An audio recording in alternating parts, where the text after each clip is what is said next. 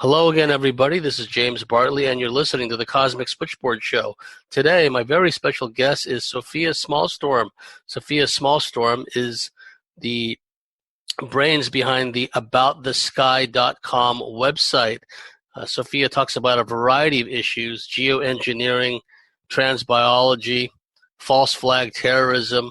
The list goes on. She's quite knowledgeable, has a lot of information to share. So without any further ado, Sofia Smallstorm, welcome to the Cosmic Switchboard Show.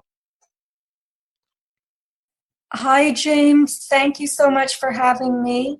I think it'll be exciting to do a little chat with you, and I don't know where we're going to go in it, but we'll go, right? Well, we'll just go by feel. For the benefit of our listeners, Sofia, tell us a bit about your background and how you began your voyage of discovery to the point where you're doing the work, the critically important work you're doing now. You know, one of my favorite sayings is, a straight line is the quickest way to the wrong place. And I followed a very zigzag line. I couldn't even tell you how I got where I am now. But I always hated politics because it was saturated with, Newsweek was just all about war or elections, and none of it interested me when I was younger. And suddenly, after the invasion of Afghanistan and the Iraq War, because those were so over the top, ridiculous, I was very young during the Vietnam War. I was basically, a child, and I didn't really have much understanding going then. But these wars were crazy to me. And so I got interested. And it led to a curiosity about 9/11 once I read something just by chance that the size of the steel beams that supposedly fell down on 9/11 were exactly the same size of the pickup truck beds that were freighting them away. And I thought that was very coincidental and unusual, and that put me on the rabbit trail of 9/11. And then I made this documentary that was popular pretty much worldwide called 9/11 Mysteries.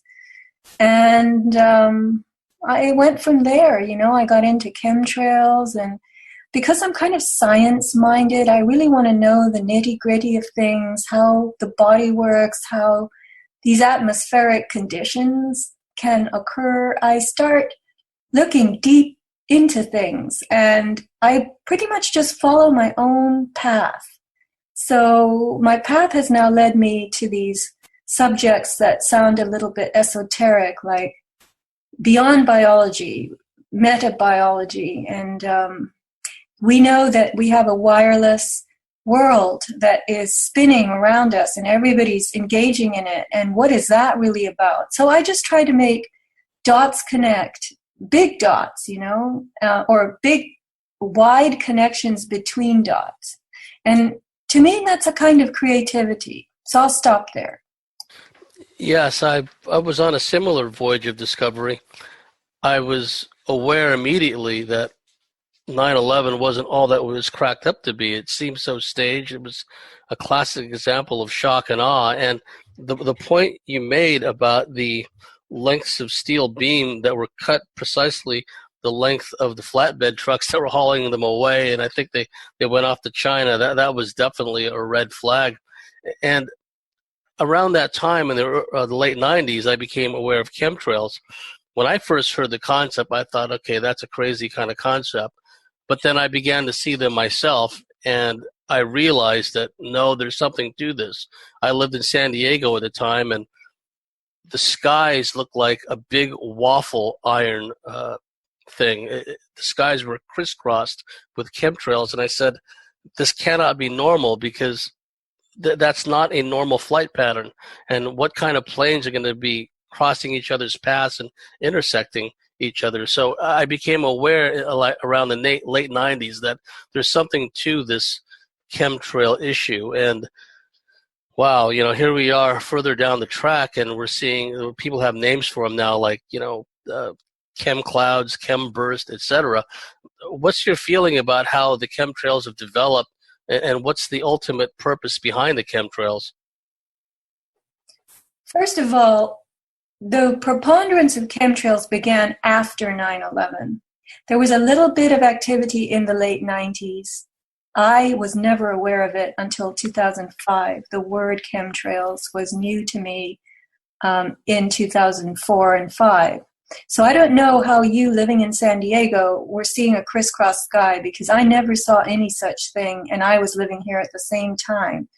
So I don't know exactly, unless I had my eyes closed or was looking at my feet, and I certainly wasn't that type of person, but I don't know where you would have seen the crisscross to that degree. I may have And gotten the dates mixed up. That could have been after, but I know that I've seen them in the late 90s too. But I did see, after a while, I did see the waffle iron patterns. They were clear as day. In fact, when I lived in University Heights, there was actually a chemtrail pattern right over my house. I could almost set a clock by it. I pointed out to my landlord, look what's happening above. That was probably more like, 2002, 2003, because I moved out of San Diego 2004. So all that happened before I moved out of San Diego. yeah, I used to go to the beach and just lie there and look at the evening sky. And we had a condition that it was a type of cloud referred to as a mare's tail when I was growing up. And I lived all over. I lived in Europe. I lived many different countries and the east coast of the US as well. And the mare's tail was a very high cirrus arrangement. It was like a big fan. And so I was seeing things that looked like mare's tails but weren't quite right in the late 90s. And then there would be these patterns also, but I never saw wild crisscross, honestly. But I'm not going to sit here and tell you you couldn't have seen it. It's not possible. But yeah, there were some things that just didn't seem to have names, and I was confused by them. And then when somebody used the word chemtrail with me in 2004 or 5, 3 or 4, maybe it was, I knew what she was talking about. I knew it. I knew those were those lines in the sky that I had been seeing. And of course, it's gotten much more heavy, and now we get a lot of whiteout, and we get a lot of wispy clouds that there's no natural cirrus anymore. The cirrus that's being laid out now is very low in elevation, altitude, and it's very much unlike what we used to see, which were ice crystals at 40,000 feet. And they were very, very beautiful. And nothing really that they create now is beautiful. And it makes me laugh because people still, they go to the beach with their folding chairs and their champagne, and they set themselves up to watch the sunset, and it's all chemtrails. Yes. What's happening also is it may start off semi-blue, but if you peer closely at the skies, you still see the residual chemtrail. It's like a misty haze that's like almost ever present. And as time goes on, as the day wears on, it gets mistier and mistier, and pretty soon, you just have that white perma chemtrail haze again. So especially the young people, the millennials, they don't have a frame of reference. They don't know what it was like before, when you had normal clouds. Right, and they're being trained not to gaze up and observe. They're being trained to look down at their phones. Oh, yes. So I can't really tell you what the purpose of this is, except that there is a many-fold agenda going on behind everything. There's overall, in my belief, a concerted effort to capsize biology, biological organisms, biological reproduction, biological forms, such that solutions will be brought in by science. We're in the age of science and technology, and there will be replacements, handy replacements offered. As you look at the natural world, if you have any idea what it should look like, which most of the younger people, as you mentioned, don't, but you can see trees that are ailing, seriously ailing, and they have horrible dry leaves, and a lot of the pine trees, their limbs are kind of bending down, and there's a lot of ultraviolet and aluminum burn on them. I shouldn't say aluminum burn, but the tree roots suck up heavy metals. And my mother mentioned to me that trees were falling down in the last northeastern storm. And I said, that's because the roots are all feeble and weak because they've been in soil that's full of stuff that's being dropped from above, these metals. And the trees are sick and they just don't have the strength to keep standing. So as the trees fall over and the plant forms die out and can't reproduce, one thing you'll notice now, the sycamores are throwing inordinate numbers of what we call ankle breakers, these little burrs that contain their seeds. That's the reproductive effort. And the pine trees are throwing tons of cones. It's called going to cone. And a pine tree should only go to cone, a conifer, I'm speaking categorically of the pines, once every 10 years. But they're throwing cones all over the place because they know that they're sick and weak and dying, and so they're reproducing like mad, So anyway, the natural world is on its last legs, and this will enable the GMO companies, genetically engineered organism companies like ArborGen is a big science company working on trees, genetically engineered trees. And then, of course, we have Monsanto. And all these companies are going to offer us replacements that are engineered to cope with the stresses of drought, for instance. So we will be asked to embrace the advent of GE life forms, and then when we are surrounded with them, they will be licensed on an annual basis. So you won't be able to just say, okay, stick one of your trees in my yard and put a different one in the backyard. That'll be fine. I'll take it. You'll have to pay for that tree every year. Yes, we're already seeing that with the lack of regular seeds that a lot of farmers are not being allowed anymore. They have to go back to these agribusiness cartels and buy next year's seeds instead of the seeds being produced by the plants and having a yearly crop. Now they have to kind of renew their membership every year. So it's gone away from this natural order of things to this more corporate kind of Frankenstein system. And there's been a lot of talk over the years about things in the chemtrails that may be causing illnesses such as, what are your thoughts about Morgellons? There's a lot of discussion about Morgellons and people have been talking about for some time. Do you believe that's a real issue? And if so, what is it? Well, once again, I can't tell you what something is or isn't because these situations are very, very complicated, but there is some kind of condition that affects certain people, and it may be latent in everyone, that involves lesions and fibers and emissions of crystalline materials. And I think that our biology is being converted, and certain people are showing the activity of this conversion process, and they are producing from within polymers that have not been seen before, either in the natural or the synthetic world. Now, if you understand the term polymer, a polymer is simply a long chain molecule. There are a lot of polymers in the world. And they created synthetic polymers by tweaking biopolymers, biological polymers. So cellulose is a polymer. Polymers give things structure. That's one thing they do. Sugar is a polymer, I believe. And, I used to know a lot more than I'm saying now because I'm just kind of dabbling with you. But our biopolymers may be undergoing change, and we may be in a hidden way, unknown to us, there may be some rearrangement going on in our own processes of synthesis inside our bodies, the renewal of tissues and cells, blood. I couldn't say much more than that. Yeah, implications are profound because some of the video I've seen, some of the testimony I've seen, they've got these polymers growing out of people. It's completely unnatural. And I mean, what's it doing to our cellular structure, to our DNA?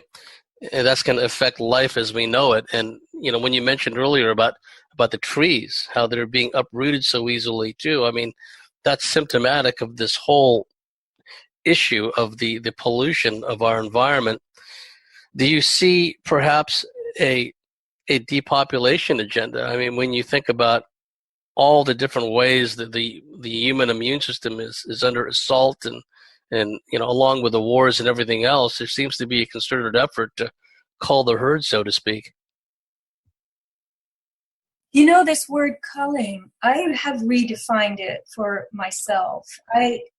I do not believe in an active depopulation agenda in the sense that they're killing us, they're killing us, they're killing us. Because if they wanted to, they could kill whoever they wanted, as many populations as they felt like.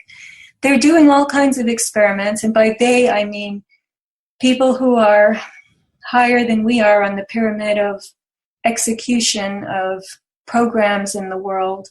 And there's a lot of observation going on. They're watching biology battle with and grapple with all kinds of assaults and indignities, some of which are accidental and some of which are not accidental. And there is a culling that takes place right there, because not every life form, not every specimen in every species is going to keel over and die from some indignity that it has to sustain in terms of its biology. There's an adaptation tendency in biological life, and we adapt as best we can. And some of us have more reserves than others, and so we may adapt better, we may last longer, and others of us are too weak to do the grappling with whatever it is, and we'll just die. And all that is being observed. And so these individual forms that prevail will be those that may be used in the succession of prototype making for what they call, in terms of our species, Homo evolutus. We're not Homo sapien any longer. We're moving toward an evolved human form that, as we're learning, is going to be integrated with machine forms. This is the AI future. So those who can manage to tolerate, for instance, an environment full of Wi-Fi and radio frequency signals, microwaves, which are very harmful to biological tissues, but there will be those people who will not ultimately be eliminated by all this, and they may be the best specimens to be integrated with robotics. So it may be a form of unnatural selection, if you will, kind of stress out what's perceived as the weaker organisms, and whoever's left will be integrated seamlessly into this AI robotic agenda. That's a very good way of saying it. Yeah, an excellent way of putting it, the unnatural selection. I mean, if you just look at working out, for instance, the way that people get stronger physically is to tax a muscle, break it down, make it hurt and sore, and kill off a lot of its cells so that the regeneration process takes place and regrowth. And if you look at weightlifters and the giant muscles they have, you can see that the puny form they started with has managed to evolve under stress and extreme stress into this magnificent bulging thing, right? So that's a deliberate, a very sequential, serial strengthening by attack. Now, you mentioned the term earlier, I think it was transbiology, and you use another term that had biology in it. What do you mean by that? And what have you found about the organisms today? What's been going on with them that would lead you to believe that there's some kind of changes afoot? Well, we already are seeing transgender Oh around us. yes, oh yes. So trans simply means over or across. So there's something going on where people are, part of it is a social program, a social engineering and conditioning. People are beginning to embrace this idea of blurred gender lines. And there's also something going on biochemically, hormonally in us. I mean, we are certainly seeing an explosion of men who are being born now and growing up who are very effeminate. And we're being told that, lots of people are gay and they just never could come out with it. It was verboten. But I believe that with the amount of estrogen mimicry going on in the personal care world, the plastic explosion around us, plastics, the molecules of polymers, here we go again, are very similar to the molecule estrogen. So in the case of integrating plasticizing properties and agents into personal care products, for instance, shampoos that look all silky and make your hair feel and look glossy, they have plasticizers in them, as do all kinds of things. Plastics, you can just look around you and you'll be able to see 100 different plastic items, I'm sure. But these plastics, these chemicals used to rigidify or make polymer more fluid, they are shaped like the estrogen molecule. And so when bodies are full of those shapes of molecules, you could say the biology in that organism thinks that it is testosterone, it blocks testosterone. It thinks that it's the presence of estrogen, but it's not. It's a harmful chemical. So we're seeing a rise in reproductive cancer rates in women. That's how these plasticizers harm women, these estrogenic shaped molecules. And we're also seeing a feminization of men because testosterone is blocked because the body thinks it has estrogen in it.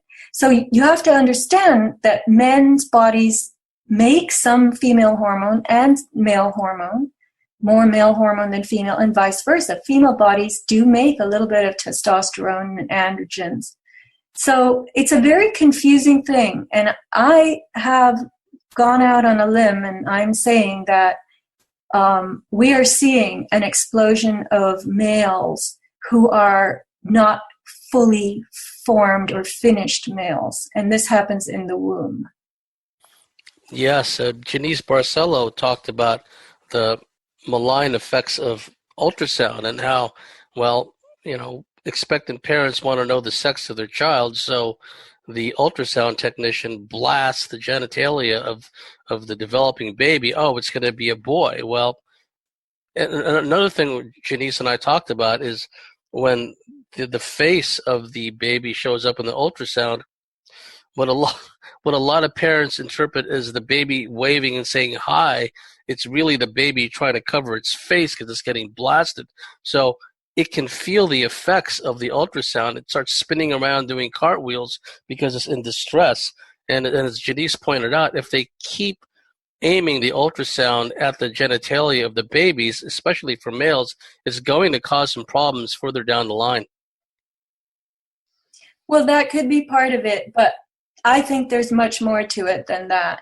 Because if you really look at gestation, all babies are female as they originate, even if they are formed by a sperm carrying a male chromosome. So babies are XY or XX in terms of their male or female gender.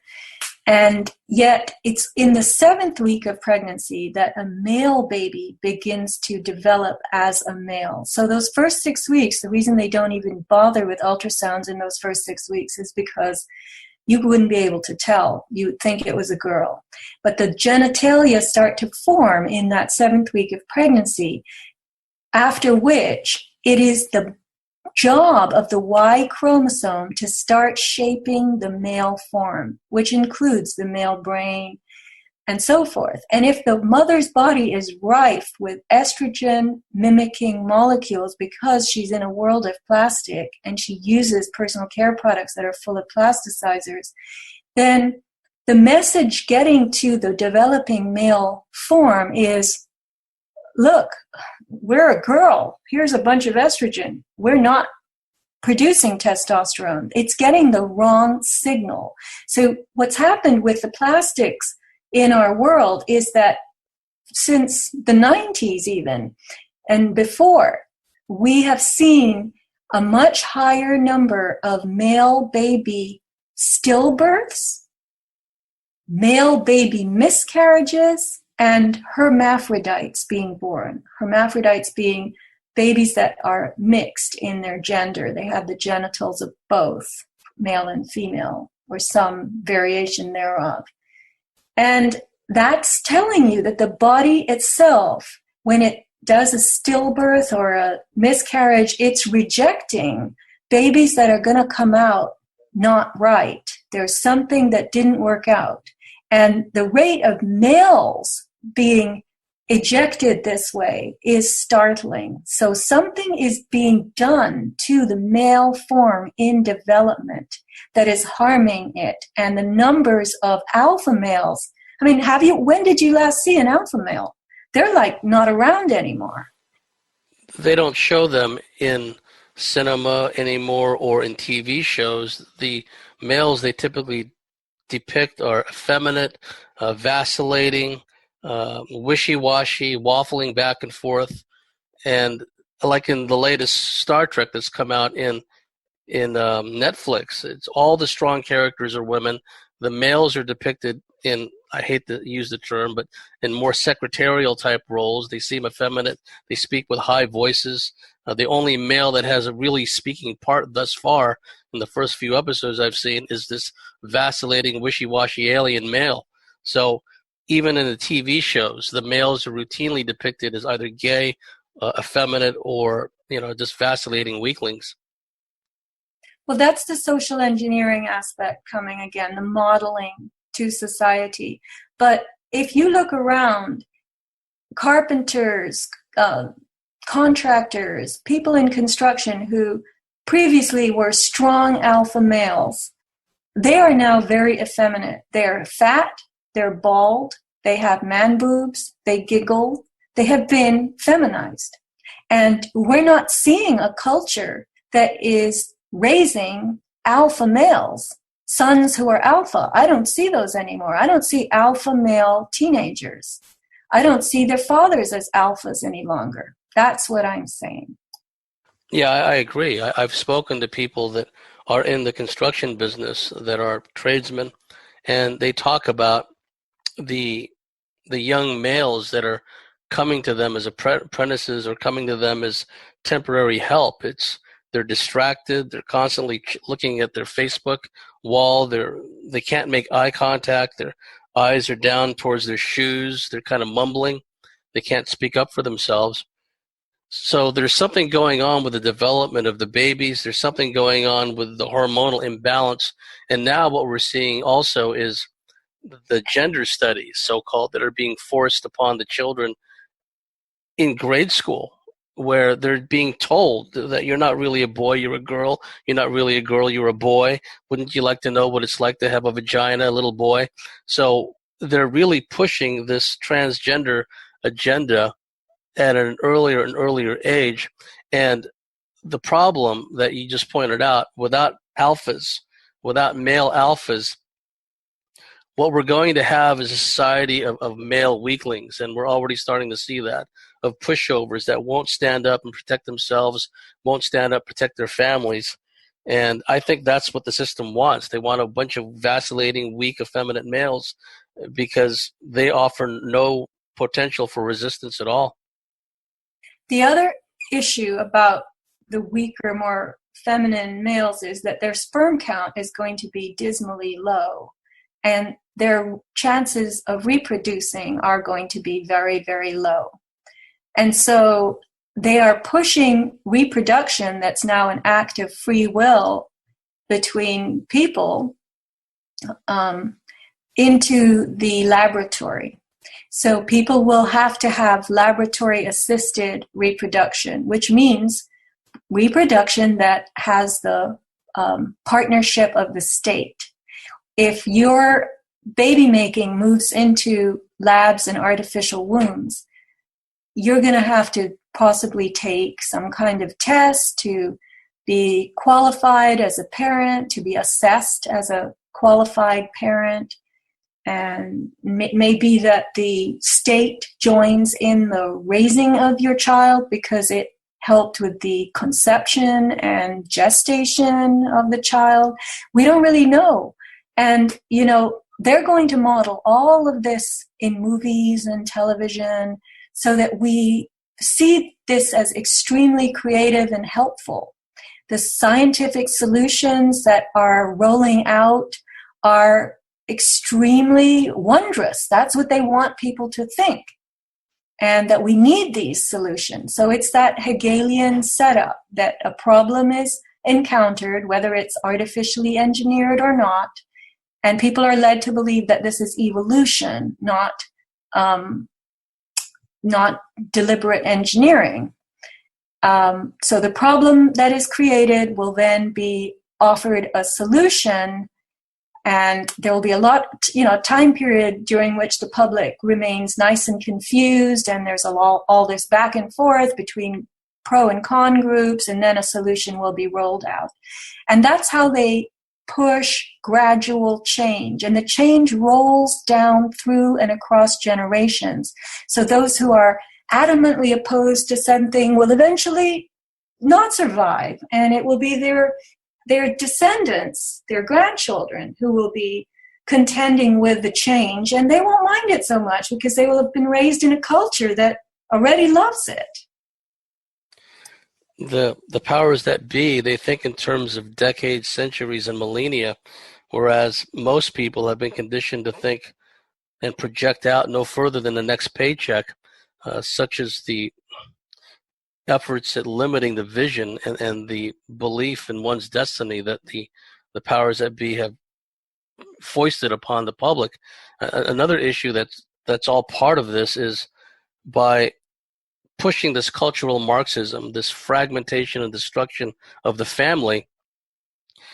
We've already seen this, Sophia, in the Black community, where so many children are raised without fathers. So many males don't have a proper male modeling because they're in broken homes. They live in families where they have siblings from other fathers, etc.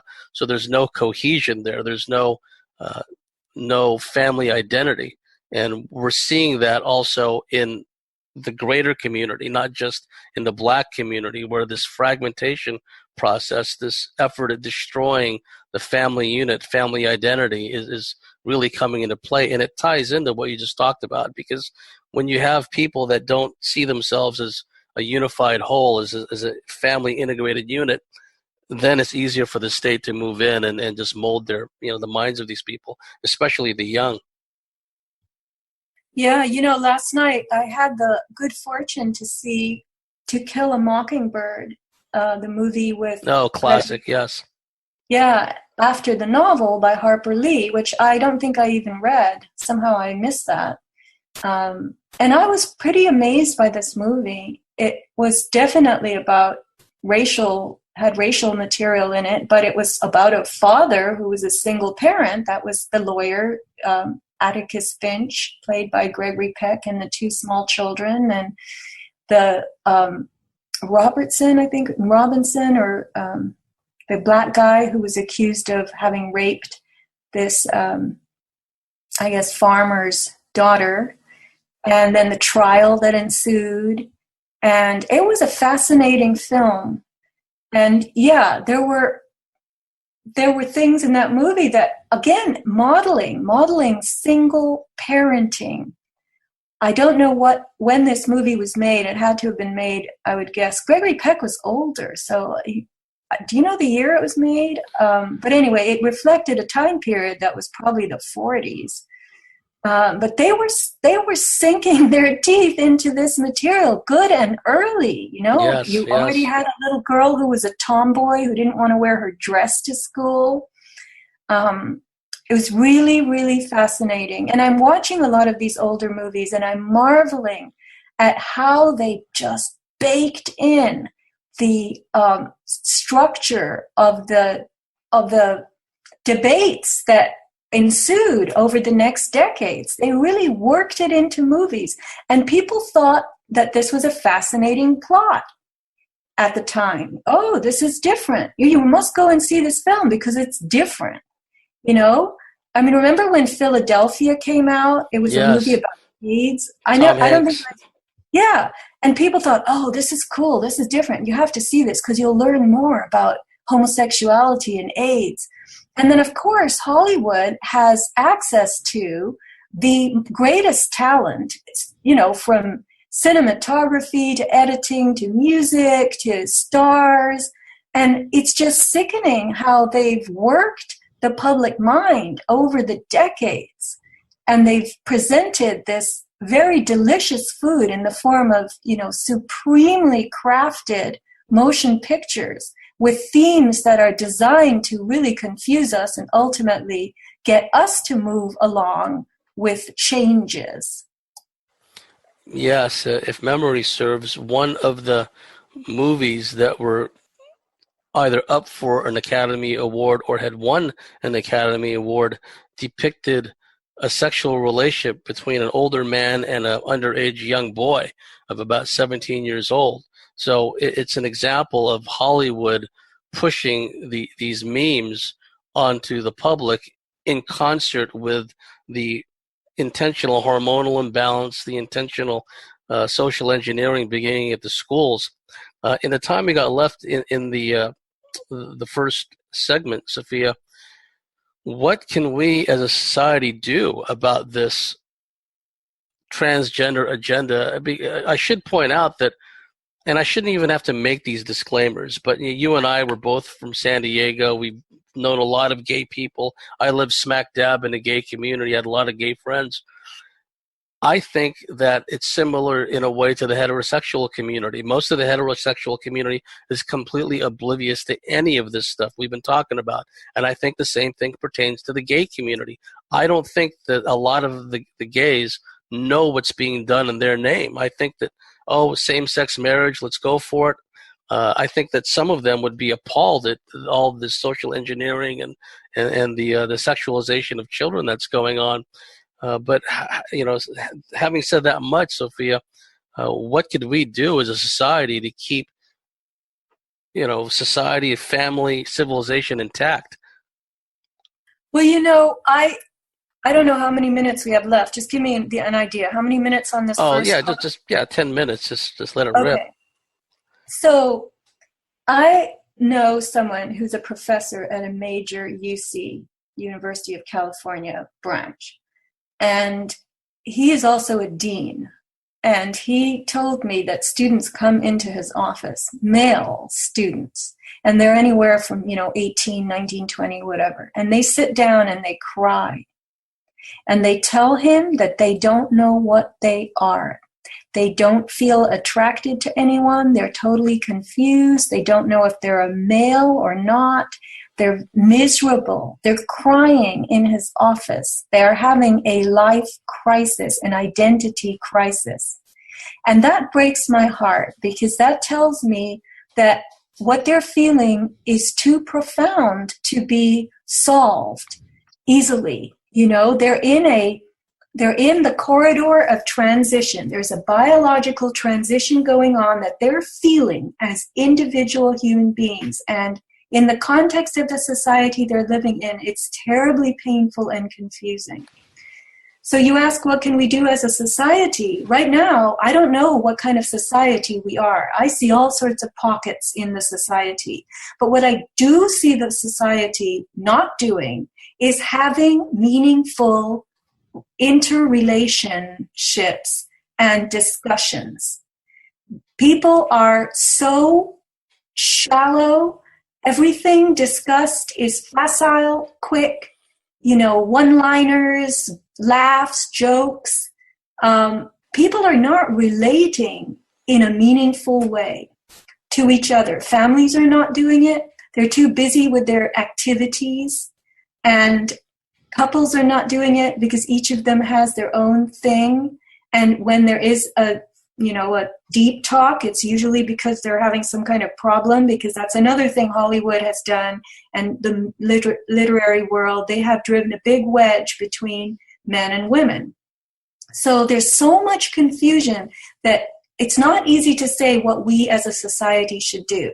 Everyone is an individual, and I think it is important for individuals to look around them critically and start thinking about what they're seeing and start listening to our kinds of shows and discussions if they want a little food for thought. There was someone who told me yesterday, a new customer, because I have an online store and I sell a lot of things that I have discovered that have made my life much better. And he had approached me and we had a phone conversation, and he said he used to listen to Coast to Coast.